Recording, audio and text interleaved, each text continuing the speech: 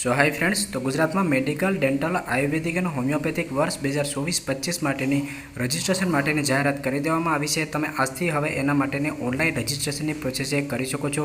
આ વિડીયોમાં આપણે પિન ખરીદીથી લઈ ઓનલાઈન રજિસ્ટ્રેશન, ડોક્યુમેન્ટ અપલોડ અને ફાઇનલ સબમિશન સુધીની સંપૂર્ણ માહિતી જોવાના છીએ અને આ ઉપરાંત પણ અપોઇન્ટમેન્ટ અને હેલ્પ સેન્ટરને લગતી સંપૂર્ણ માહિતી છે તે જોવાના છીએ. તો સ્ટેપ બાય સ્ટેપ તમે વિડીયો જુઓ જેથી કરીને તમને કાંઈ પણ પ્રકારનો પ્રશ્ન રહે નહીં. તો હવે આપણે વિડીયોના ટોપિક પર આવીએ અને જો તમે ચેનલમાં નવા હોય તો education, admission, scholarship related update માટે ચેનલને સબસ્ક્રાઈબ કરી રાખજો અને ડેઇલી નાની અપડેટ કે જેના પર હું વિડીયો ના બનાવી શકું એ તમામ અપડેટ હું ઇન્સ્ટાગ્રામ પેજમાં આપતો હોઉં છું, તો ઇન્સ્ટાગ્રામ પેજમાં પણ ફોલો કરી લેજો. તો મેડિકલ કમિટીમાં તમારે MBBS, BDS, આયુર્વેદિક, હોમિયોપેથિકનું ફોર્મ ભરવા માટે ગૂગલ કે ક્રોમ બ્રાઉઝરમાં તમારે મેડિકલ એડમિશન ગુજરાત સર્ચ કરશો. તમારી સમક્ષ ઓફિશિયલ વેબસાઇટ આવશે, એના પર તમારે ક્લિક કરી દેવાનું રહેશે. એના પર ક્લિક કર્યા પછી વેબસાઇટ આ પ્રકારની જોવા મળશે. અહીંયા તમને અંડર ગ્રેજ્યુએટ એડમિશન જોવા મળશે, એના પર તમારે ક્લિક કરી દેવાનું રહેશે. આજથી જ ફોર્મ ભરવાની શરૂઆત થઈ ગઈ છે, તો વેબસાઇટ છે એ લોડિંગ લેશે, તો તમારે થોડો વેઇટ છે કરવાનો રહેશે. એમાં પર ક્લિક કર્યા પછી તમારી સમક્ષ કંઈ આ પ્રકારનું છે તે જોવા મળશે. આ પ્રકારનું જોવા મળશે. અહીંયા લેફ્ટ સાઇડમાં અથવા રાઇટ સાઇડમાં તમને લોગિનનું ઓપ્શન જોવા મળશે, એના પર તમારે ક્લિક કરવાનું રહેશે. લોગિનના બટન પર ક્લિક કર્યા પછી તમે મોબાઈલમાં ભરી રહ્યા હોય તો અહીંયા તમારે ડેસ્કટોપ સાઇટ છે તે કરી લેવાનું રહેશે. તમે ડેસ્કટોપ સાઇટ કરી લેશો ત્યાર પછી લેફ્ટ સાઇડમાં તમને પિન પરચેસ માટેનો ઓપ્શન અને લોગિન રજિસ્ટ્રેશનનું ઓપ્શન છે એ જોવા મળશે. તો રજિસ્ટ્રેશન અને લોગિન છે એ તમે પિન ખરીદી કરી લો ત્યાર પછી તમે કરી શકો છો.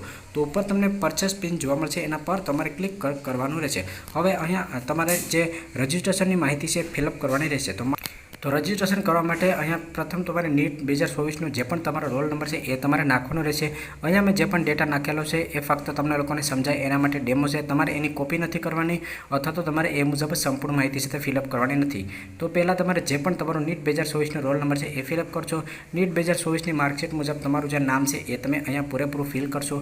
તમારું જે પણ વેલિડ એક્ટિવ ઈમેલ આઈડી છે એ તમે અહીંયા ફિલઅપ કરશો. તમારો મોબાઈલ નંબર છે એ તમે અહીંયા નાખશો. મોબાઈલ નંબર તમારી સંપૂર્ણ કાઉન્સેલિંગની પ્રોસેસ દરમિયાન એક્ટિવ રહેતો હોય એ જ મોબાઈલ નંબર તમારે અહીંયા નાખો અને તમારો જે પણ પિન અને જે આઈડી છે એ તમને મોબાઈલ નંબરમાં જ મોકલવામાં આવશે. તો એ તમારે DNDમાં હોય તો એમાંથી તમારે એને બહાર કાઢી લેવો. તો મોબાઈલ નંબર તો એક્ટિવ અને ચાલુ હોય એ જ તમારે અહીંયા નાખો. 11,000 રૂપિયા પેમેન્ટ તમને જોવા મળશે, 1,000 પિન ખરીદીના અને 10,000 તમારી સિક્યોરિટી ડિપોઝિટના.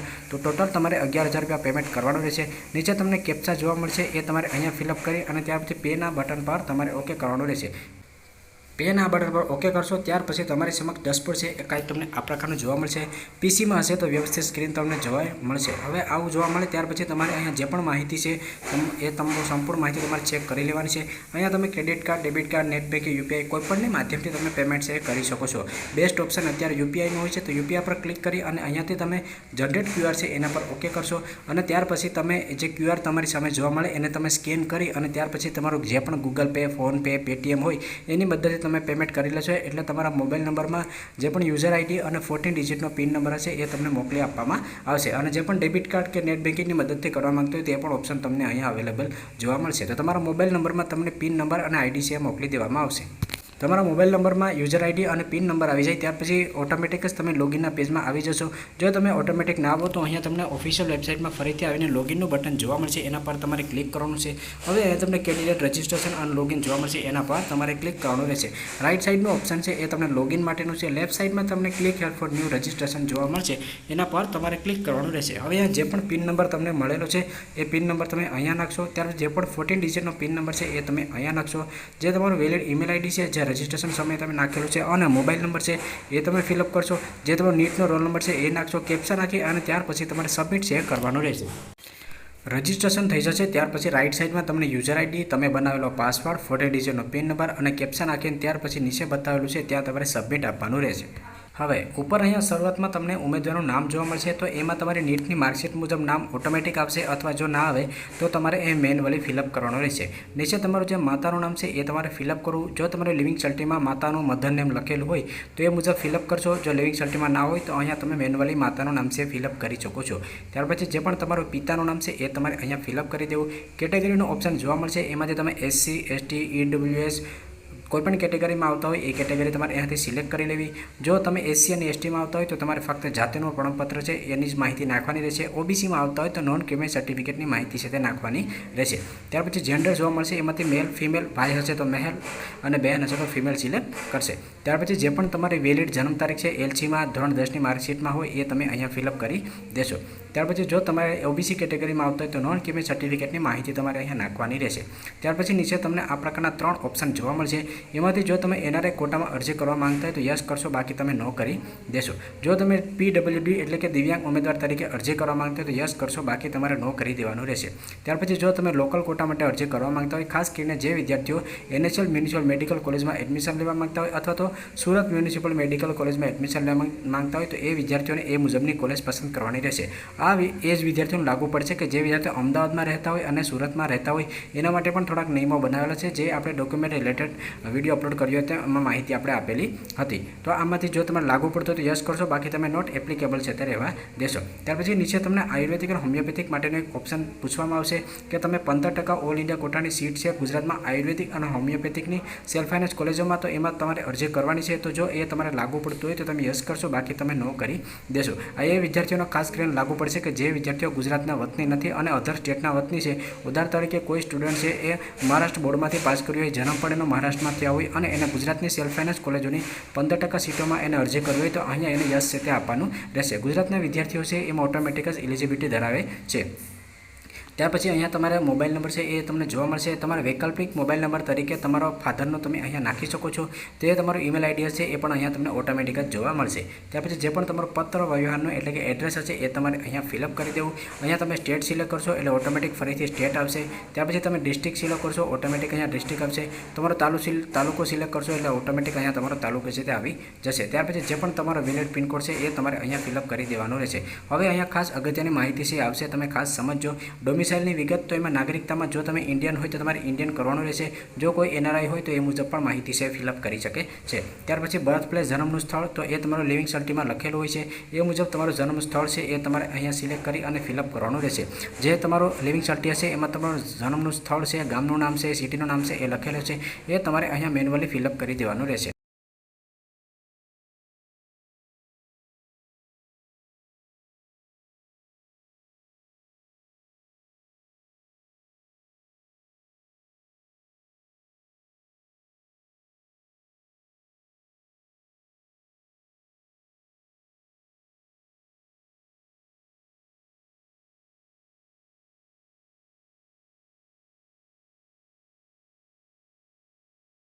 જો કોઈ વિદ્યાર્થી એવો હોય કે જેનો જન્મ ગુજરાતમાં નથી થયો એટલે કે ગુજરાતના ડોમિસાઇલ હોય તો એને આ માહિતી છે ફિલઅપ કરવાની રહેશે। જે વિદ્યાર્થીઓ ગુજરાતના ડોમિસાઇલ હોય એને કાંઈ પણ પ્રકારની માહિતી છે ફિલઅપ કરવાની જરૂર નથી। એને જે પણ અહીંયા ડોમિસાઇલની વિગત છે એમાં ઇન્ડિયન સિલેક્ટ કરશે। ત્યાર પછી જન્મનું સ્થળ હશે તો એ સિલેક્ટ કરવાનું રહેશે।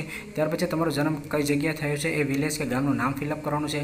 હવે તમારો જન્મ છે ગુજરાતમાં થયો છે, દીવ દમણ દાદરા નગર હવેલીમાં થયો છે, અધર સ્ટેટમાં થયો છે કે નોટ એપ્લિકેબલ, તો કોઈ પણ 3 જે આગળના ઓપ્શન છે ગુજરાત, કેન્દ્રશાસિત પ્રદેશ અથવા તો અધર સ્ટેટ, તો એ તમે સિલેક્ટ કરશો। જો તમારો જન્મ છે એ અરુણાચલ પ્રદેશમાંથી હોય તો તમારે અધર સ્ટેટ આવશે, અને જો તમે કેન્દ્ર શાસિત પ્રદેશમાંથી આવ્યા હોય તો બીજું ઓપ્શન આવશે, અને ગુજરાતમાં જ થયેલું હોય તો તમારે ગુજરાત ઓપ્શન છે સિલેક્ટ કરવાનો રહેશે। હવે જે વિદ્યાર્થીઓને ડોમિસાઇલ સર્ટિફિકેટ લાગુ પડતું હશે એને ડોમિસાઇલ સર્ટિફિકેટ કાઢી આપનારનો હોદ્દો લખવાનો પડશે, જેમ કે કોઈ ટીડીઓનો હોય અથવા તો મામલતદારનું હોય તો એ મુજબ અહીંયા તમારે એનો હોદ્દો લખવાનો છે। ત્યાર પછી ડોમિસાઇલ સર્ટિફિકેટ છે એમાંથી કઢાવેલું છે, તમે જે જિલ્લામાંથી કઢાવેલું એ જિલ્લો સિલેક્ટ કરશો, અને ડોમિસાઇલ સર્ટિફિકેટ કયા તાલુકામાંથી કઢાવેલું છે એ તાલુકો અહીંયા તમારે લાગુ પડતો હોય તો તમારે સિલેક્ટ કરવાનો રહેશે। જે ડોમિસાઇલ સર્ટિફિકેટ તમે કઢાવેલો છે એનો સર્ટિફિકેટ નંબર તમારે અહીંયા નાખવાનો છે। ડોમિસાઇલ સર્ટિફિકેટ તમે કઈ તારીખે કઢાવેલું છે એની જે તારીખ છે એ અહીંયા કેલેન્ડરમાંથી તમારે સિલેક્ટ કરવાની રહેશે।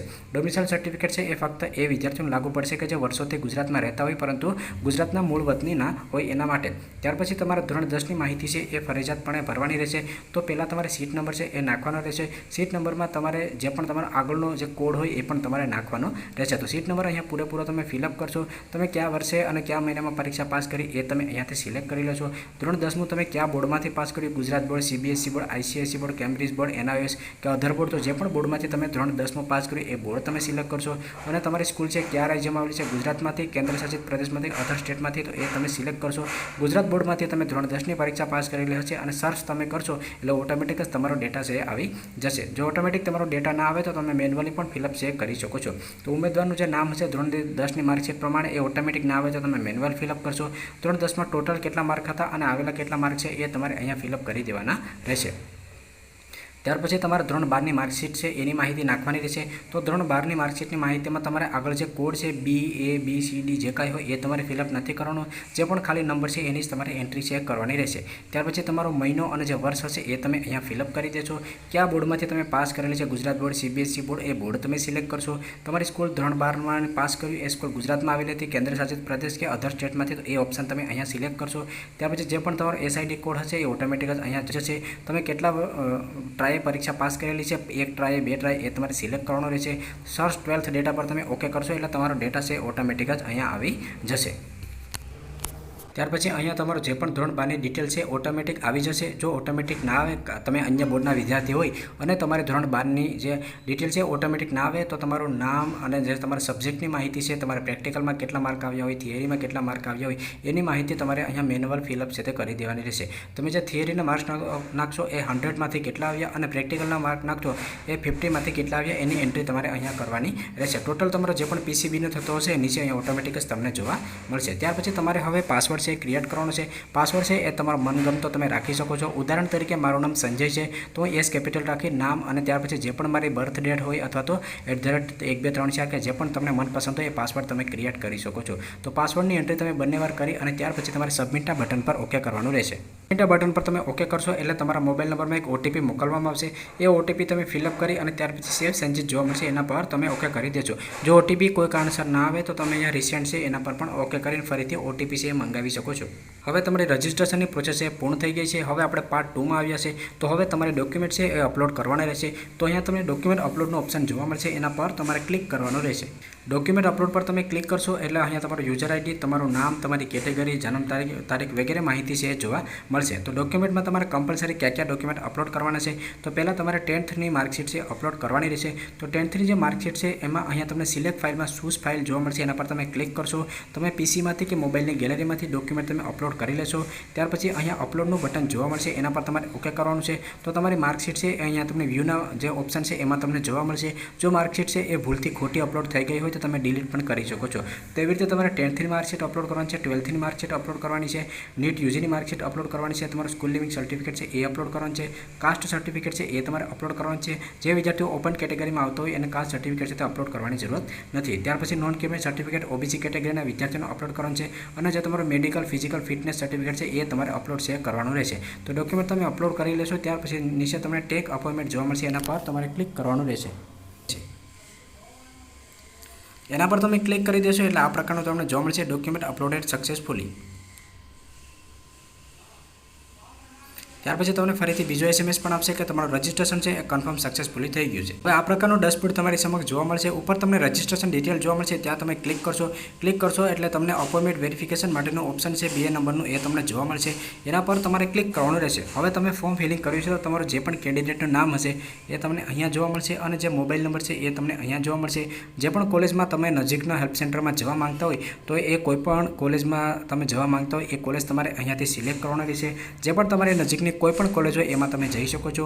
તો એ કોલેજ તમે સિલેક્ટ કરશો એ મુજબ અહીંયા કેટલી સીટ ખાલી છે એ જોવા મળશે, અપોઇન્ટમેન્ટ કઈ તારીખે તમે લેવા માંગો છો એ જોવા મળશે, કયા સમયમાં તમે જવા માંગો છો એ જોવા મળશે અને ત્યાર પછી તમારે સિલેક્ટ કરી લેવાનું રહેશે। એ સિલેક્ટ કરી અને ત્યાર પછી સબમિટ કરશો એટલે તમારા મોબાઈલ નંબર પર પણ SMS આવશે અને ડિસ્પ્લે પર પણ તમને આવું છે એ જોવા મળશે। તો અપોઇન્ટમેન્ટ તમારી સક્સેસફુલી થઈ ગઈ છે। હવે જે પણ કોલેજ તમે હેલ્પ સેન્ટર તરીકે સિલેક્ટ કરી લેશે ત્યાં તમે જે પણ પસંદ કરેલો સમય અને તારીખ મુજબ તમારે તમામ ઓરિજિનલ ડોક્યુમેન્ટ છે એ લઈને જવાનું રહેશે। જે તમારા ફોર્મની પ્રિન્ટ હશે એ તમારી સમક્ષ આવી જશે અને આમાં તમારે કયા ડોક્યુમેન્ટ લઈને જવાનું છે એ પણ તમને અહીંયા નીચે એનું લિસ્ટ છે તે જોવા મળશે। તો એકવાર તમારે વેરીફાઈ કરી લેવાનું છે કે ફોર્મમાં કાંઈ પણ પ્રકારની મિસ્ટેક છે તે રહી ગઈ નથી। ત્યાર પછી જો તમારે એડિટ કરવું હોય તો તમે રજિસ્ટ્રેશન ડિટેલને એડિટ પણ કરી શકો છો અને તમારે ફોર્મ છે હવે કન્ફર્મ કરવું હોય તો કન્ફર્મ રજિસ્ટ્રેશન ડિટેલ છે એના પર ઓકે કરી અને તમારે જે પણ ડિટેલ છે તમે કન્ફર્મ છે કરી શકો છો। એકવાર કન્ફર્મ કરતાં પહેલાં ફોર્મમાં કાંઈ પણ પ્રકારની ભૂલ છે કે નહીં એ તમારે ચેક કરી લેવાની રહેશે। તમારું રજિસ્ટ્રેશન કન્ફર્મ સક્સેસફુલી થઈ જશે ત્યાર પછી તમે તમારી જે પ્રિન્ટ છે એ પણ તમે પ્રિન્ટ ડિટેલ કરીને આગળ મેળવી શકો છો।